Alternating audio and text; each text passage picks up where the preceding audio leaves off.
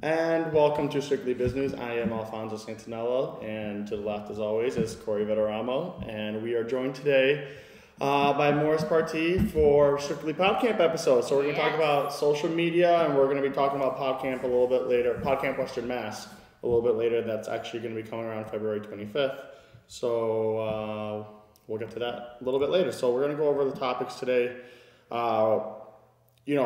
It's going to be augmented reality, streaming videos, social media, doctor site, Pinterest. So we're just going to get kind of right into it, I guess. First up, Starbucks makes a Valentine's Day augmented reality campaign, ad, whatever. It's basically you can you grab your phone and you put it up to the cup and you can I'll insert the quick clip of the video so you understand what I'm saying, but you can kind of play around, your hearts will flutter up around. Right. And it's a way to send a Valentine's Day card. It's like an e-card through the phone, but with a Starbucks cup, and it's cool. I mean, they're really trying to step up their mobile marketing. I'm wondering if a lot of your viewers have maybe never heard of augmented reality before. I think it's actually an amazing technology that is potentially even going to be the next hot thing in online space. Oh, absolutely. The most common application that people can use right now is Yelp. Yeah. So probably most of your viewers have heard of Yelp. So if you have Yelp on an iPhone, and I believe an iPhone 3GS or newer, you can press a button on it called Monocle, and then you can take your phone, and as you move around, it'll show you the nearest restaurants. Oh wow! Yeah, it is the coolest thing. So I'll see if I can find a video clip of that in action. Yeah. Or maybe we can even do this up for your cameras. I don't know if that'll work. I had never heard of what augmented reality was, but I found it funny that fans. No, but I mean, just to dumb it down. Watching football when they're going for the first down and they have the yellow line on the field, that's actually augmented reality. Yeah. It's a way of streaming live video and almost adding graphics to real life. Yeah, exactly. Adding something, information that you can see via your cell phone often, that doesn't really exist in real life. Right. I never thought of, the first down marker is a form of augmented reality. Yeah. I actually heard about it a little less than around about a year ago. But I was like, I obviously the technology to use it or to make it. I wouldn't be able to. Wow. So if I point it in this direction, you can see there's 5 restaurants that way. And if I go in a different direction, there's so what he's showing us right now is it's like a video of the studio, but real time, and then you can even tap on these, and then their Yelp review will come up. Little icons showing the restaurant name and information like that. That's really cool. Cool. I didn't know that you can do it in the building, and it'll show you That's really cool. It's like being Superman with X-ray vision. Yeah. It's like where do I want to go to lunch? You can sit in the chair and spin, and wherever it stops, that's your lunch destination. There you go. Next up, Verizon Redbox streaming, or Redbox and Verizon are teaming up for a streaming video service. They're going to compete with Netflix. They're going to go for online, mobile. They're going to join forces to stream video. So Redbox will now offer not just their boxes at Stop and Shops and gas stations and CVS's, but now they're going to be streaming, and they're partnering with Verizon. I don't see why not down the line Verizon actually buy them out, because Verizon is actually owning 65% of it, and Redbox is only going to be owning 35% of it. But this is going to be huge against Netflix, especially since their customers haven't been happy with them for the past year with all the changes and the price raises. So I don't know what their price structure is going to be like, but they can potentially take a lot of Netflix customers away from them. Well, there is the fact that Redbox is everywhere, all those grocery stores, and it's so easy.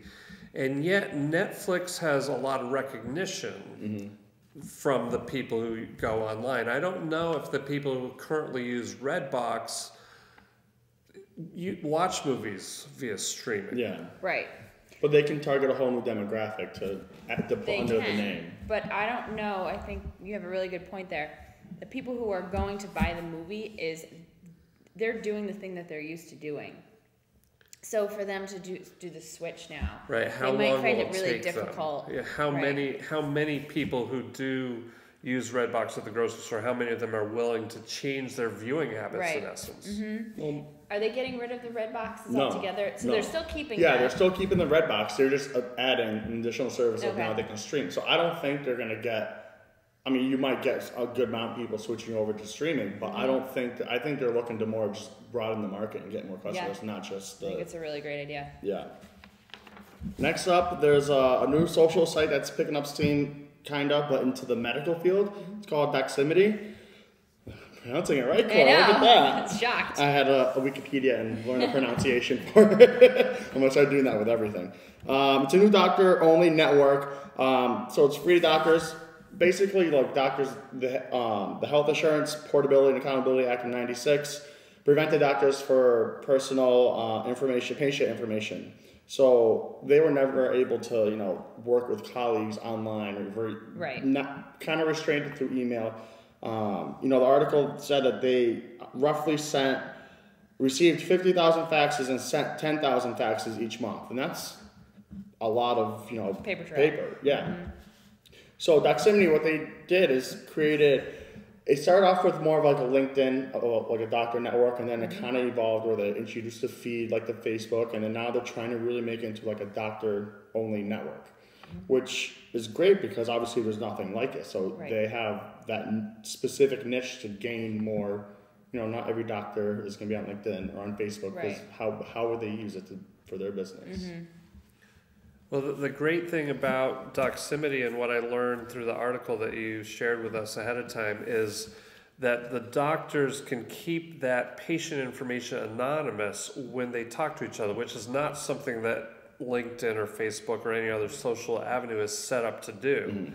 So that's where it's really great that they've gained traction, because I would think that the barrier to eliminating all those faxes that are flying back and forth across the country is that you have to have a place where all the doctors know to go. Yeah. So without a critical mass of doctors using it, then what's the point of it? Yeah. So kudos for them. They were saying that basically for being a physician and being on Facebook, you can get fired. Yeah. It becomes really difficult to collaborate on things because of the HIPAA laws. So this is a professional network for physicians, and their logo is, or rather their slogan is convenient. That's how I am usually every day. Convenient, secure, and 100% free. So I think that this is it takes communicating and collaborative effort between doctors to a whole new level. Oh yeah, because it's like what you see, and I'm not trying to relate it to like the TV shows that you see, like House and how they bounce ideas off of. Right. It's gonna be like that, but online for doctors, and it's a huge benefit to you can communicate with like a specialty doctor in India or China that knows something that It said connect with over 560,000 U.S. physician colleagues in 87 specialties. So I don't think it's global yet. I think it's just U.S. based. I'm jumping ahead. Like normal. But that's a really good suggestion, Al. Lastly, Pinterest has been picking up steam for the past couple of months. The site's overall is 2 years old. Basically, if you don't know what Pinterest is, it's a pin board website. So if you go to a website, you like something, you can pin it and categorize it and throw it into your own page, but then also allow people to connect with what you're interested in as well. It's a really great site. Now businesses have really been taking a part of it, and now it's, people are like, how's Pinterest making money? Like there's no advertising on the site. Like what are they doing? Actually, Pinterest is automatically swapping out links behind product pins using a third-party service called Skim Links. So it pretty much gives them affiliate earnings. So they'll swap the link, and if someone goes to that link and ends up buying something, Pinterest ends up taking a little bit of chunk out of it. Mm-hmm. So, it's actually a genius idea. You don't know it, and it's not going to change anything. Yeah. You know what I mean? The person that set up the link it's just adding in another link where Pinterest can make money off of it. Yeah, well, it is shocking. I had never thought about, is Pinterest making money or not. It's just, okay, this is the hot place of the last few months, as you're saying. But the fact that they're doing it this way and have never said it, that feels really slimy to me. Yeah. It's really sneaky. If they were upfront and said, hey, we're Pinterest, we're a community, you're free to go on there and share anything you want, and as part of the terms, anything you share via an Amazon or one of these other affiliate programs, we're going to actually change the affiliate to be us instead of you, then, and kept that above board, then I think that's cool. But I think if a critical mass of their audience catches wind of this and gets upset about it, we've seen over the past couple months how the power of social media. It's how social media killed the Sopapilla Act. The Verizon $2 fee for paying online or through the app. And I 100% agree with you. I don't know. I think that I understand what you're saying, and as a new user to Pinterest, I didn't know this, so yeah, I didn't. Well, I didn't know it until Al brought it up. Yeah, you feel a little violated. However, Pinterest isn't going to thrive unless they're making money. Yeah. So they're not going to be able to support all the people that love them unless they do something to earn some money. At the same time, the article didn't say when they started doing this. The website's been around for 2 years, so they might recently have done this and haven't gotten to actually making a public. Well, if that's the case, then they're doing it backwards. Of course, they should make a notice or announcement first before doing it. Yeah. But it is interesting that, yes, of course, you want every site to make money. Of course, you don't want to be the one paying for it. Mm-hmm. But aside from the affiliate model, the subscription model is another way to go, which has worked for many companies that have a premium level that has a lot of extra bells and whistles that people who love Pinterest would be willing to pay X number of dollars per year. Yeah, that's a good idea. Well, I just think about like how Groupon, you're buying in, but you're getting something in return. So when you go to Pinterest and you post, oh, I got this new book from Amazon, you're not getting anything in return. But you're not, the thing is, with the affiliate program, you're not paying an extra amount than what it's already on. Whatever the price is already was, right, so it's going to be. So it's just, Pinterest is just taking a chunk of what you're paying for. So you're not paying an extra amount. It's just, most of it is going to go to Amazon instead of full 100%. Pinterest is just going to take a little chunk out of it. So, I mean, I don't see anything wrong with it because, I mean, they have to make money somehow. As long as we're not paying more when we click on someone else's sites because it's through Pinterest, then I am completely fine. If that ends up changing, then a lot's going to change. Right. We'll see. Yeah. Well, Morris, we'll see you in a little bit. We'll be right back. I'm going to talk about PodCamp Western Mass 4. But I'll see you later. No, you're coming on too, by the way. Oh. So we'll be right back.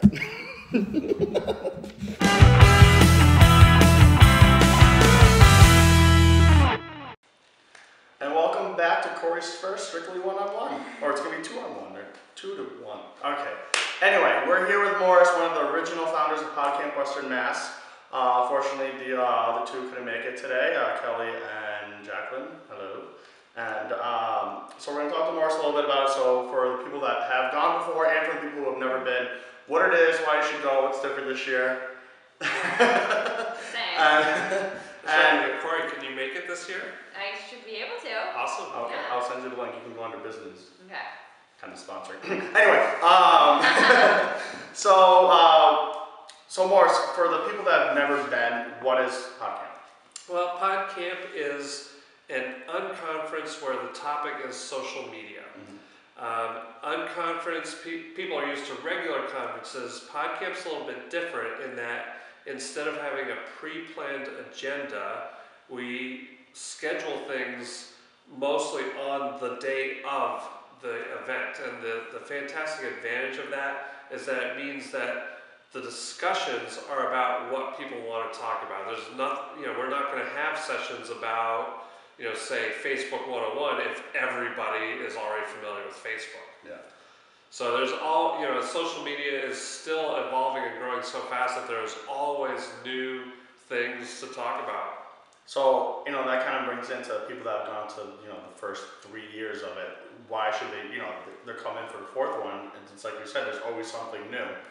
But for, the people that have never been, are you still going to offer the same basics as you did years back?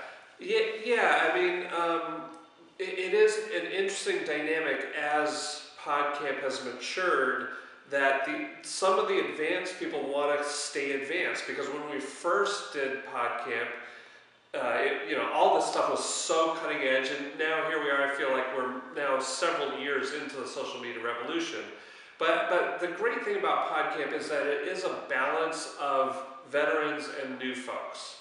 So yes, I'm sure many sessions will be geared to the advanced people on the very cutting edge, and what's new in Pinterest and how can I use Pinterest for business and augmented reality and everything else.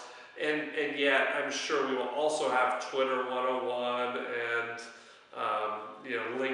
LinkedIn sessions. So yeah, we need to good go blend. to Twitter 101. Yeah. Well, I think that's good that you have a mix, because then as a newcomer, I would feel more comfortable. When and where is it? So it is on Saturday, February 25th at HCC's Kidridge Center. Okay. I had never been to the Kidridge Center before until we found out there was a potential spot for PodCamp. I went up and visited with our contact there, and it is a gorgeous space. Yeah. It's so new. 2 years old? 2 years old? 2 years? Yeah. It's,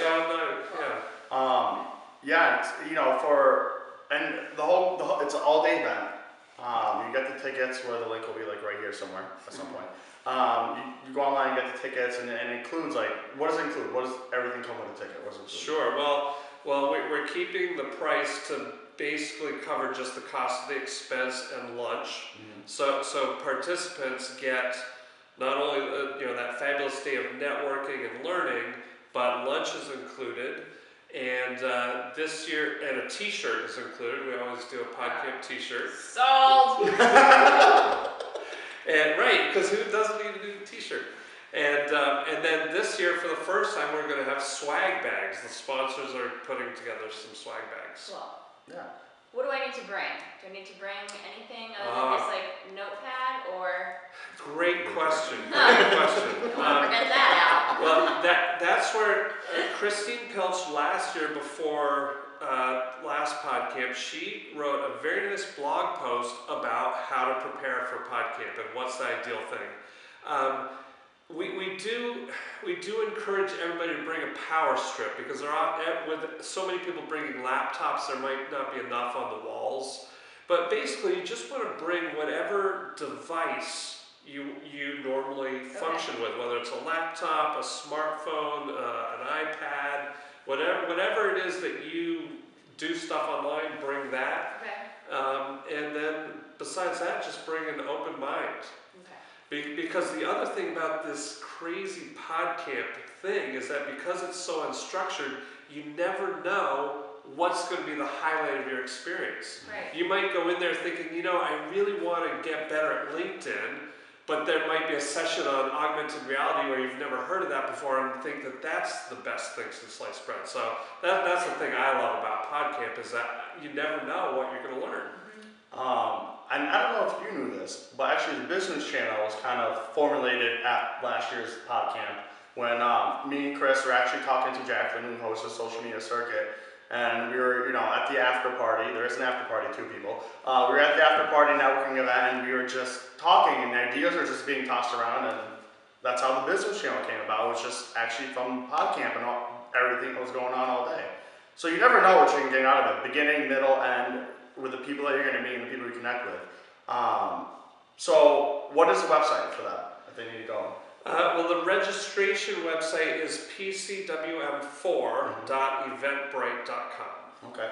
And so there are sponsors right now, but if there's people or businesses interested in sponsoring, what do they need to know?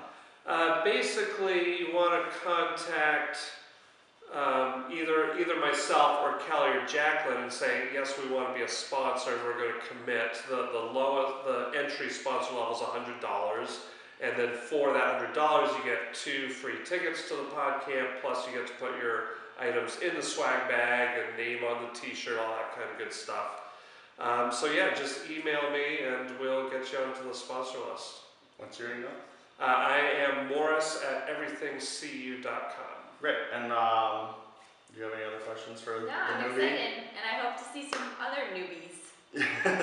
Well, yeah, I mean, speaking of newbies, one thing I just wanted to add based on what you said before is that, so in addition to you never know exactly how the sessions are going to go, you never know who you're going to meet. Mm-hmm. So just like you met all kinds of people and formulated the idea for the set of shows, the other great thing about PodCamp is that it's bringing together people from a lot of different backgrounds. Yeah. You got your business people, you have creative people, we've had photographers, illustrators, even musicians. Exactly. Yep. All right, Morris, thank you so much.